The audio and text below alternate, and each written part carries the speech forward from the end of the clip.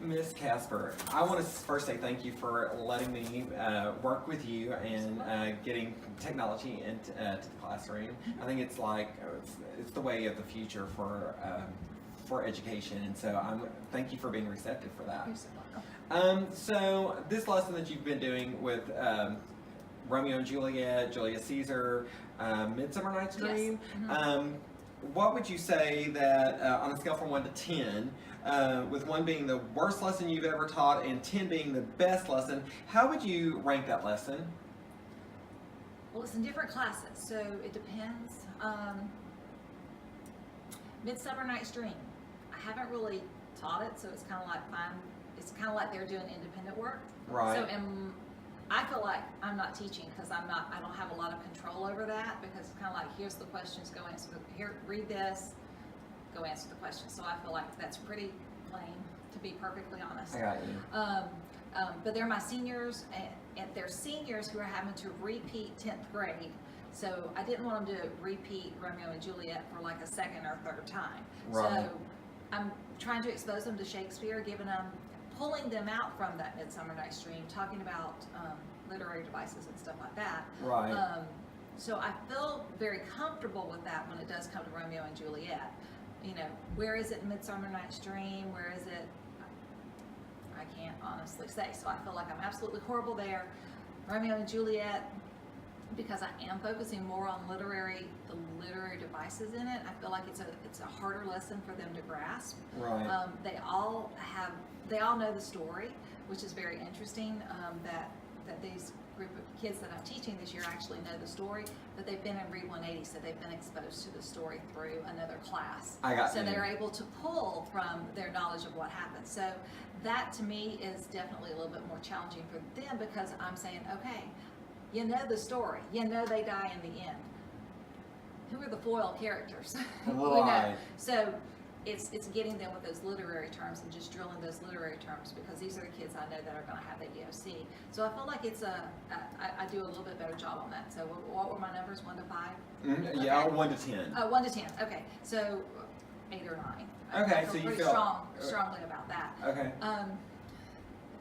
And my classes are just switched. So Julius Caesar, it's really ninth grade students in a 10th grade class. So I'm slowing down. I just want them to understand the story. Okay. You know, I'm not saying that I'm not throwing out a few literary terms here and there, but I know I'm going to have another year to work on that. Right. Again, I feel pretty confident in that 8 or 9, because I feel like they're getting the story. Okay. We do go a lot slower in my classes because they're special ed, but I feel really good about Julius Caesar and Romeo and Juliet. Right. It's Midsummer Night's Dream that I know I'm lacking, but at the same time I'm exposing those kids to another Shakespeare That they've we never all seen, love, that right. they've never seen. So now, I have a question for you. Have you tried using like No Fear Shakespeare as a supplemental guide for the study of A Midsummer Night's Dream? I have not, just because I went all over the state of Georgia just to find the 3 books that were the same to do A Midsummer Night's Dream, because I couldn't find it in the workroom. Right, and So- I agree with you on that. I would say if you want a good place to start, Mhm. if you're open to it and having them read it digitally, like on a Yoga or a Chromebook or whatever technology you have available to you, Okay. look into No Fear Shakespeare, because what it does is it lists the text, the original text Right. on one side, and then it's got a parallel text right next to it that breaks it down in contemporary English, Mhm. and that might be really good for the population that you do teach. Right. I can see, and because they're seniors, I can see them doing that and being able to do that really well. I like that idea. I know that as an English teacher myself, I've got seniors this year, and they're using the No Fear Shakespeare. I actively said, okay, go out there and look at No Fear Shakespeare to read the text if you're having a hard time with the language, because it breaks it down into modern terms. Okay. So I feel like that may be one way That would be good. to look That at I it. certainly hadn't thought about. I know that, I mean, even not knowing the text as well. I know that you're very strong. This is what I've noticed. That you're very strong in the teaching of the literary terms.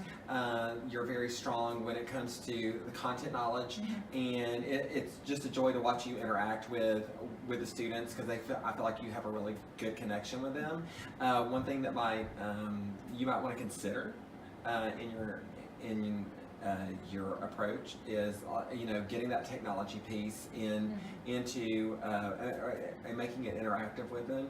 No Fear Shakespeare is just one way to get them over the comprehension bound. Right. But we can talk about other things as well. Okay. Regarding what is your goal for them? What should they be able to do with this Romeo and Juliet or Midsummer Night's Dream and Julius Caesar? What is their end product going to look like? What is their end summative assessment going to look like? Romeo and Juliet is definitely going to be different from most tests that they have probably taken. A lot of times we really test on comprehension, and it's not. They know Romeo and Juliet, so it really is. Is there alliteration in this line to this line? Identify it. Right. So it's going to be much more focused on the literary terms. Again, trying to prepare them for the end of course test. Midsummer Night's Dream. These are my seniors. I just want them, just based on listening to them, they've had some really bad years with Right. Shakespeare. Right. They are so over Macbeth, and if I even say the word, it's a bad word. So, theirs is probably going to be, I want to make sure they understand it and they get it, but theirs will probably just be more of a comprehension. They do not have to take the end of course test for this. They're done with that. Mine is just to expose them to another Shakespeare and have a better positive outcome from it. Okay, so one way, have you explored any ideas of like maybe using technology for them to create maybe some kind of product to get, away from just showing the comprehension level and maybe pushing them to that next level of the DOK Right. 3 and 4? Yes, one of the things that I've got a parapro in that room who's actually working with the Midsummer Night's Dream students, and one of the things that she and I both had talked about is, again, it's not technology related, but I could see how it could be turned into technology, is the comic strip on the piece of paper. Oh, and I know that there's some some stuff out. storyboards. Yes, there was. I haven't ever used any of them, so that might be something. We can that we can talk about. yes, we can absolutely talk about that. Because I've always just done the sheet of paper, and I will say that of the two kids that I've got, based on their disabilities, one is much more visual Okay. and would not have any issue actually just drawing out on a sheet of paper with the lines and doing kind of like a comic strip. The other one, that's really one of the issues that he has, is that he just, it wouldn't be neat. Like, he would try to make it neat, but it wouldn't be neat. So I do think that incorporating technology where you can like almost build your own little person might be easier for him. Now there is an app for that. I don't know if you There were. It's Adobe, and it's an Adobe app. Hit stop for just a second. So I would like to suggest maybe trying Adobe Spark for those students, and it's got a way. Once you're signed in there, it actually allows you to like create video storyboard in there. Now I don't know if that's going to cost anything. Okay. I know that with my yoga, it was not like super friendly with the yoga, but with the Chromebooks, it might be really different. Well, fortunately or unfortunately, I don't have either. So I just have desktops. Okay, so that's fine. So they're Desktops at could least work. wired. So How many students do you have? well, I only have 2 who are doing that, so that's not a big deal. So. I've actually got some extra Chromebooks. So Okay. if you would like to use some of my Chromebooks, Okay. that might be a fantastic opportunity. Okay. And one thing I would also like to suggest that you might want to try in your classroom for them to take notes on things like on the text. There are 2 different things that you can use. One is called Kami, K-A-M-I. And if you're using a digital text, like a PDF of one of the one of the plays, you can actually have them highlight information on there. Oh, okay. And I can show you how to do that. It's a Google Chrome extension, or one of the extensions that you can use. and it also allows them to pull up text boxes on the side, so they can actually take notes while they're reading the text. Okay. So you're like, if you say, okay, there's an example of an alliteration right here, like you're so good about pointing Right. out with your kids, then that would give them the opportunity to write that out. This is an example of alliteration. Notice the repetition of all the L's or all Okay. the W's Right. or whatever it is that you were. And as I said, you do that fantastically. And all of that works with Chromebook? You can use the Chromebook to To do get that. it right. It's actually through Google, so they would Okay. sign in through their Google accounts. Okay, all right. And it's accessible either on the desktops or on the Chromebooks. The Chromebooks are just a little more, what is the word I'm looking for? User Mobile. friendly. Oh, Yeah, okay, well, that's mobile. And so they won't be just chained to that chair. Right. They can get up and move around and work together. And that may be, if you're wanting it to be like a group Right. kind of thing, that might be something that you want to consider. Okay. Um, Yeah, there's about 5 that would be doing Romeo and Juliet, so during that same period with those other 2. And that might be something you want to consider with them as well. I Okay. mean, I'm not saying it's a one size fits all, Right, but trying it certainly worth right. the time, because it may promote student Right. engagement. Right. Because I know that I just having been a student and being a student right now, sometimes I'm like, I'm learning alliteration again, or I'm learning this, and when does it end? I know that my students feel that way sometimes, and so I try to use some Just technology something. there. How do they then, if we don't use it throughout the whole book though, how would that work? Like if I didn't download the whole PDF of the play or something? You could just do it for one act, Okay, and Just- use it for that one act, and show them how to take notes in a text, okay, how to access the text, how to highlight a text, so that you don't have to feel like you have to be Say glued to every- comprehension the right, whole time. Exactly, okay. So that you can get down into that, that maybe DOK3 and DOK4, and you don't feel like you're bound because they are, they move at a slower rate, Right, that they can't do these things. Okay. They can, you just, right.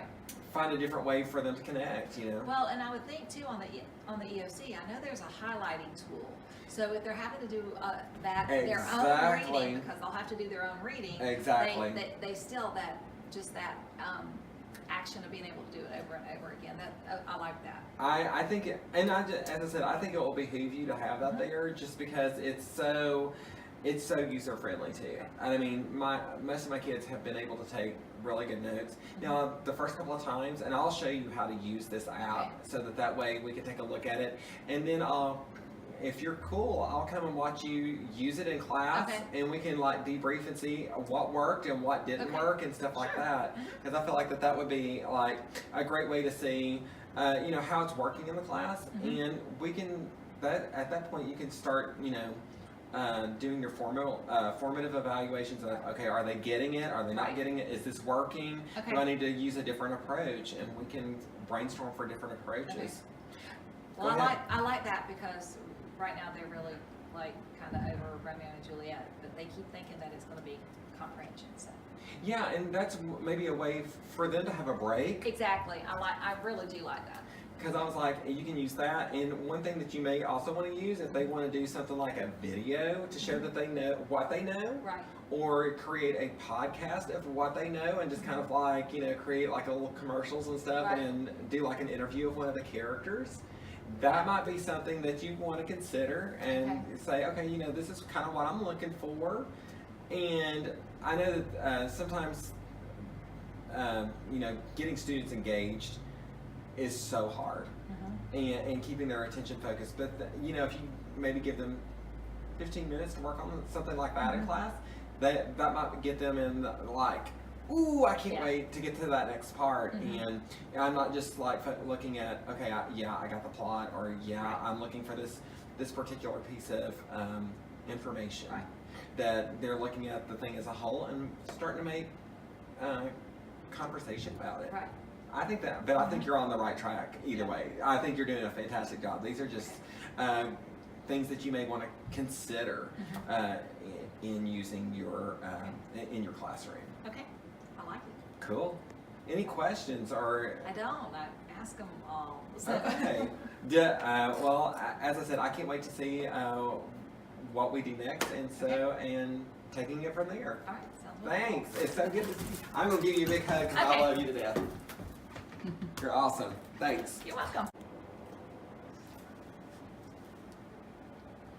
So, thinking back to that Midsummer Night's Dream, I really do think that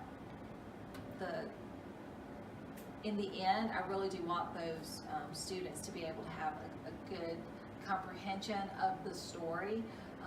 You know, so much of Shakespeare is alluded to in the rest of life. So, you know, so a way we could do that with that storyboard that you mentioned is have them both, even though one's visual and one's not so visual, but have them both use that storyboard. Number one, they're both about to graduate. That's going to give them some extra technology skills that they may or may not have used before. Absolutely. And then number two, I'll absolutely know whether they got the story or not. And I agree.